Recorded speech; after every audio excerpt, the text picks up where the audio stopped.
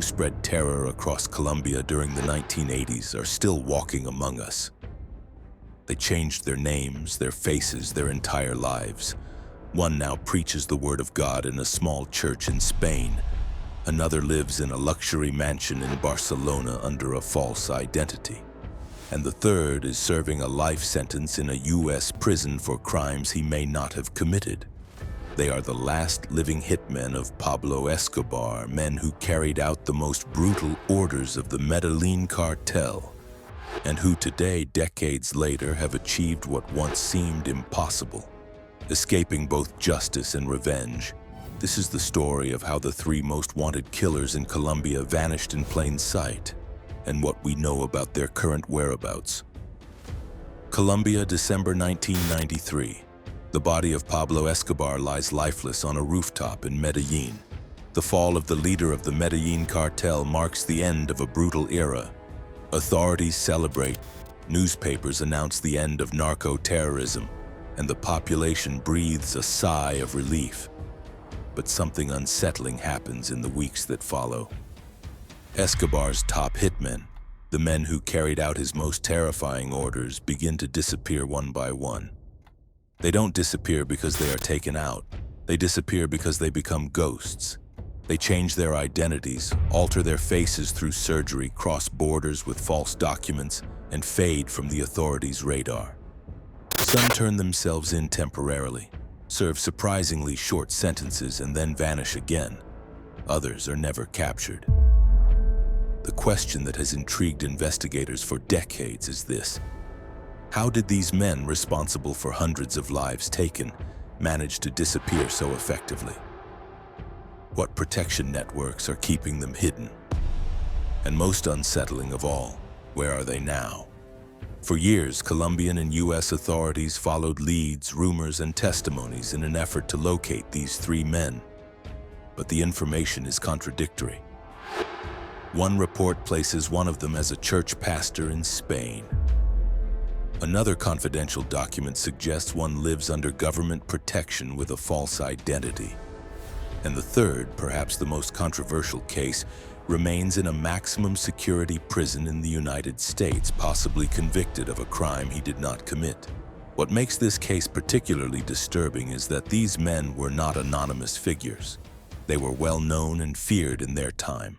Their photos circulated in newspapers and wanted posters. Their names were whispered out of fear of retaliation, and yet they managed to vanish. Today, after an exhaustive investigation of declassified files, testimonies from former agents, and leaked documents, we can reconstruct not only who these three hitmen were, but also trace their path to their possible current locations. This is the story of the last survivors of the most brutal criminal empire in recent Latin American history, and how they managed to live a second life while the families of their victims continue to wait for justice. To understand how these three men became the most feared hitmen in Colombia, we must go back to Medellín in the late 1970s and early 1980s. A city in transformation, where extreme poverty in the hillside neighborhoods stood in sharp contrast to the growing wealth of a new social class: the substance traffickers. Pablo Escobar did not build his criminal empire alone. He needed a loyal army, men willing to carry out his orders without question. He found them primarily in the northeastern neighborhoods of Medellín, marginalized areas where young men with no opportunities saw organized crime as a way out of misery. Recruitment followed a pattern: first small errands, then more complex tasks, and finally the definitive test that would turn them into trusted hitmen. Many started out as messengers or lookouts, but those who proved cold-blooded and loyal rose quickly through the criminal ranks. Escobar's organization operated through semi-independent cells. Each group of hitmen had a leader who reported directly to Escobar or to his closest lieutenants, such as Gustavo Gaviria or John Jairo Arias, known as Penina. This compartmentalized structure served a clear purpose.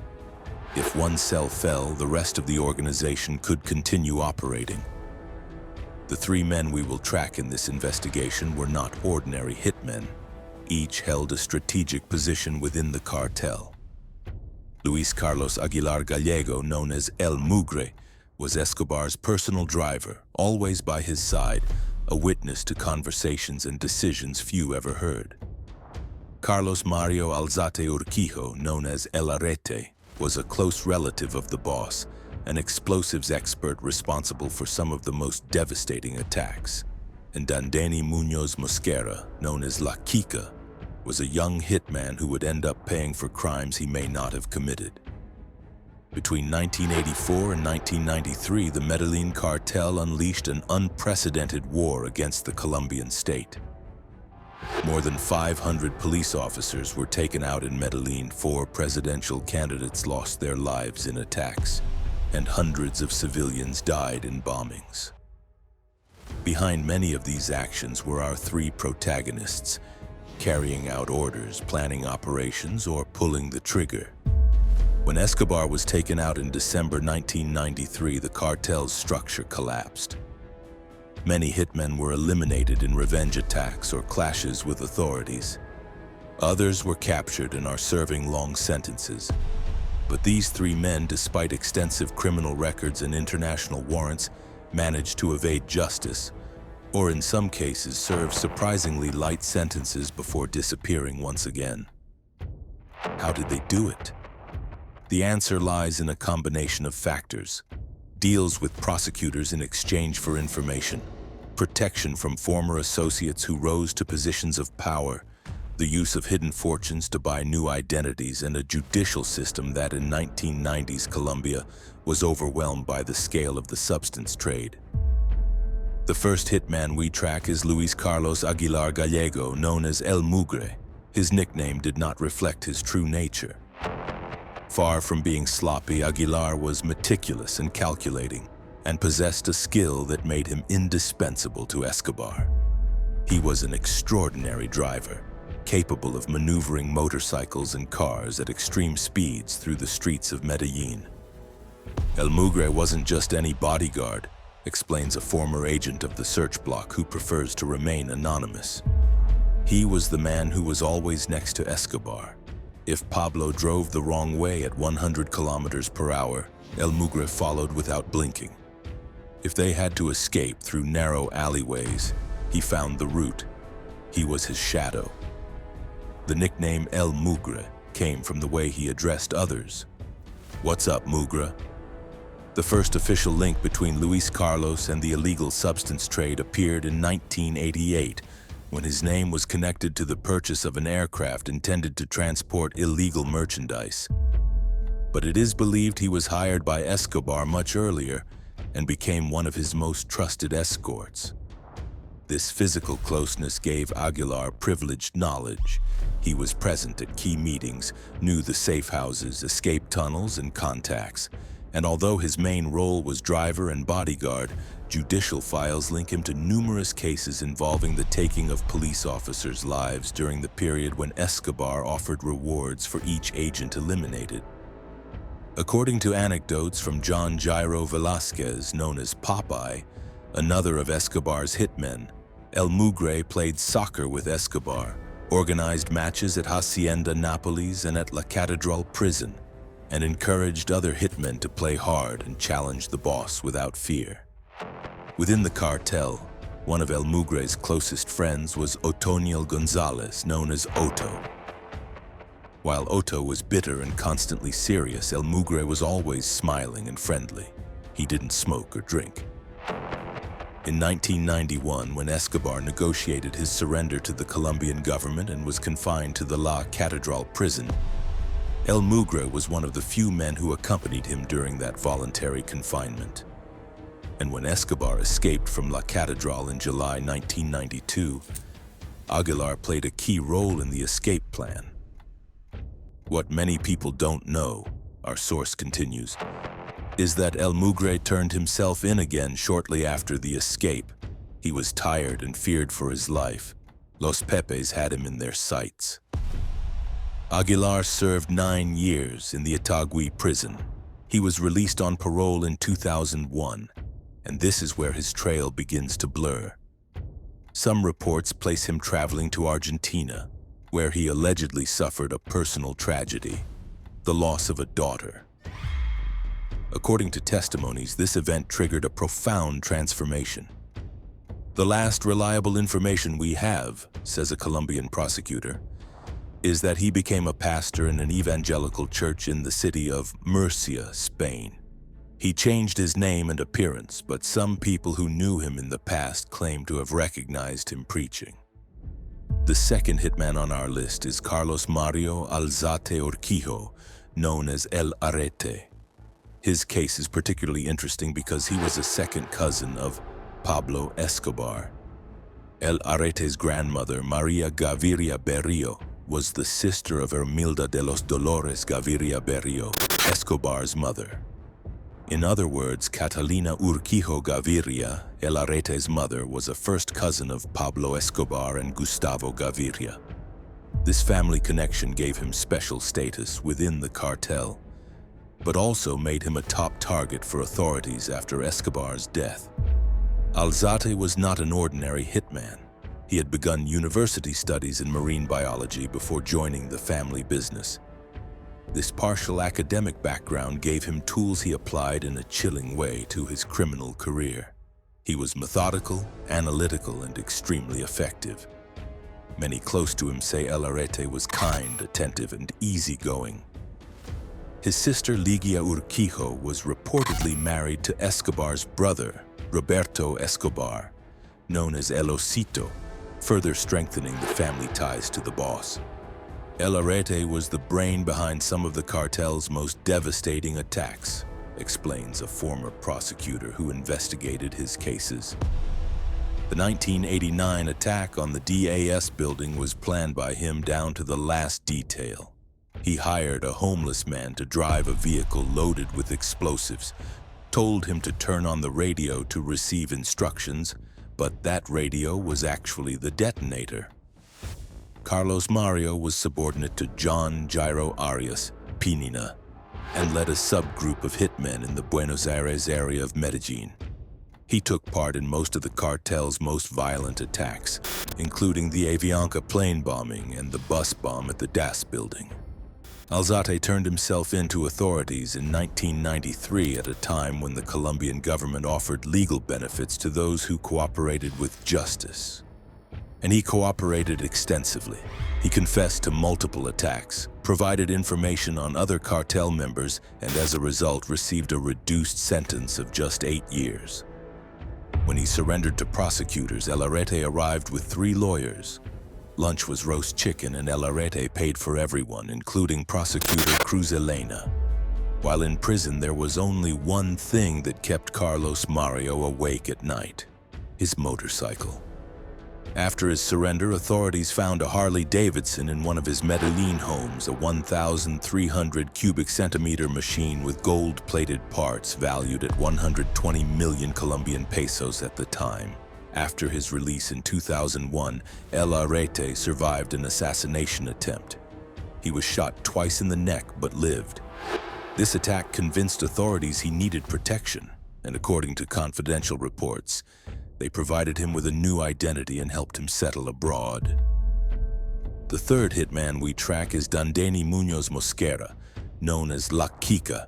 His case is perhaps the most controversial of the 3 because there is ongoing debate about his true involvement in the crimes for which he was convicted. Muñoz Mosquera came from a large family in the northeastern neighborhoods of Medellín. He was one of 15 siblings. Among them was another hitman close to Escobar, Brances Muñoz, known as Tyson, and it is said that 2 others were also involved in criminal activities. The Muñoz Mosquera family lived in the area where most cartel recruits came from. Ironically, the Muñoz Mosquera family belonged to a Christian church where Dandani's father was both a pastor and a police officer, and his mother was a preacher and social worker in a prison. This contrast between religious family life and the criminal activities of some of its members reflects the contradictions of Colombian society during the era of narco-terrorism. It is said that Dandani was responsible for taking out unwanted individuals within the cartel. He was also allegedly involved in the Avianca plane attack, and like many others is accused of taking the lives of dozens of police officers.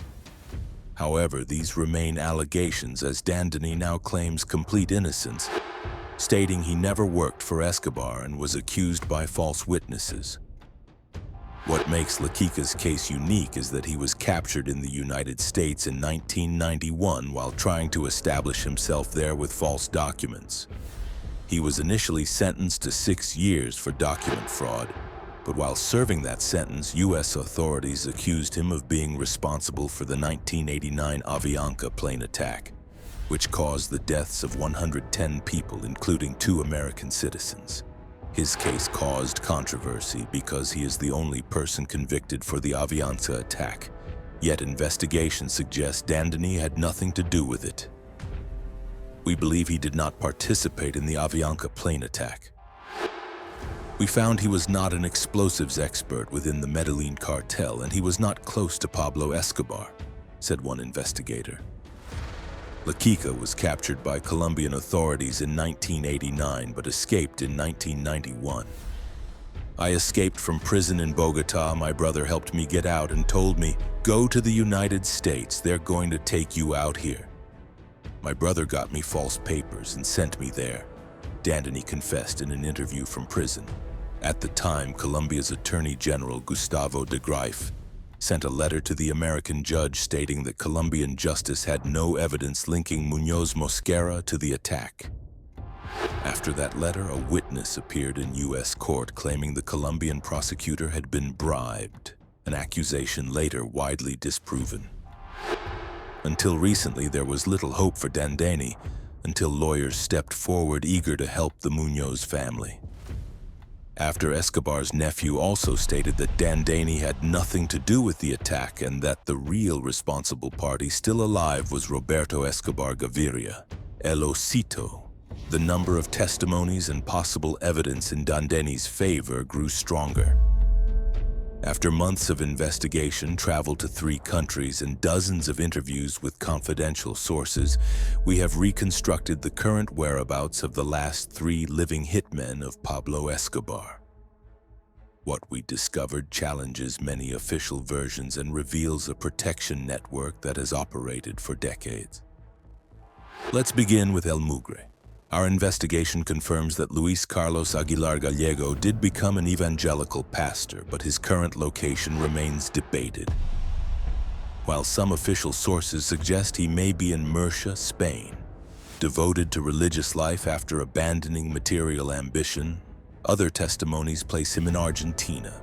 According to Popeye, while in Argentina, El Mugre lost a daughter and as a result turned to religion and service within the Catholic Church, having found the true path. Today he would be a man of God, a Christian pastor shaped by the brutal loss of his beloved daughter. Most surprising of all, Aguilar does not live in hiding. His face has aged and he wears a thick beard, but he has not undergone major plastic surgery.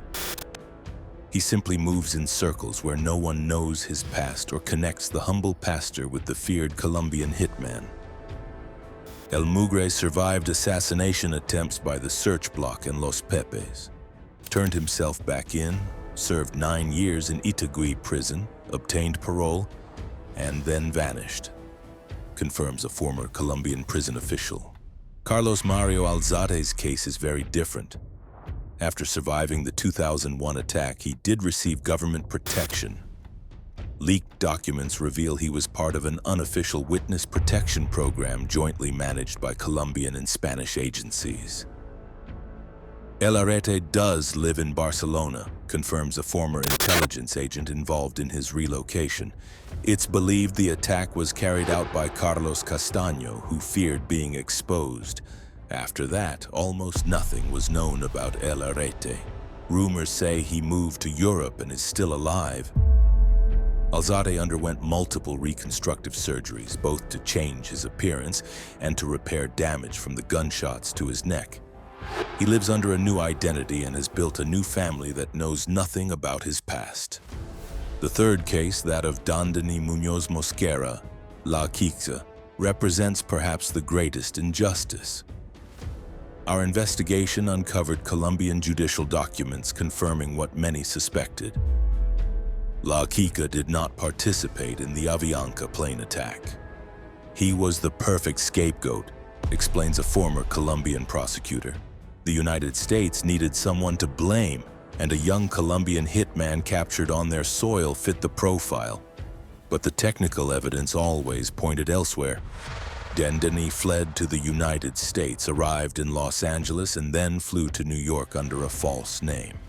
For a time, he felt freer than ever, able to walk the streets and even play soccer. But he continued committing crimes. "That's what I did. I was a criminal, but thanks to God, I was arrested and that ended," he admitted. He was arrested by U.S. authorities, and once they discovered he was wanted in Colombia, sentenced to 6 years for carrying false documents. "They had no charges against me, so they accused me of the fake ID and gave me 6 years, he said.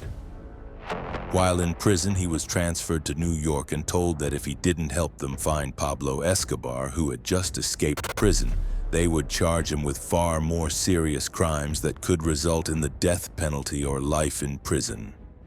"I asked why, if I hadn't committed any crime," Dandini recalls.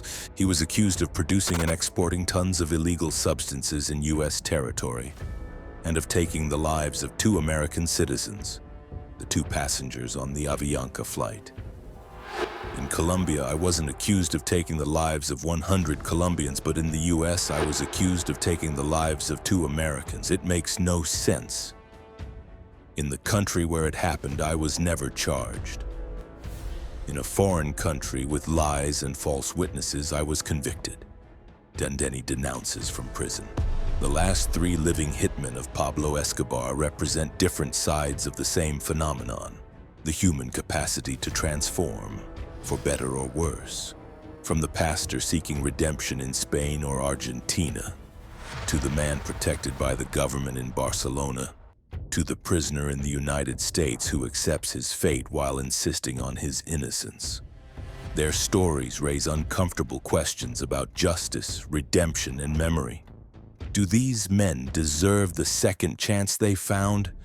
How should we feel knowing someone who caused so much pain now lives peacefully under another identity?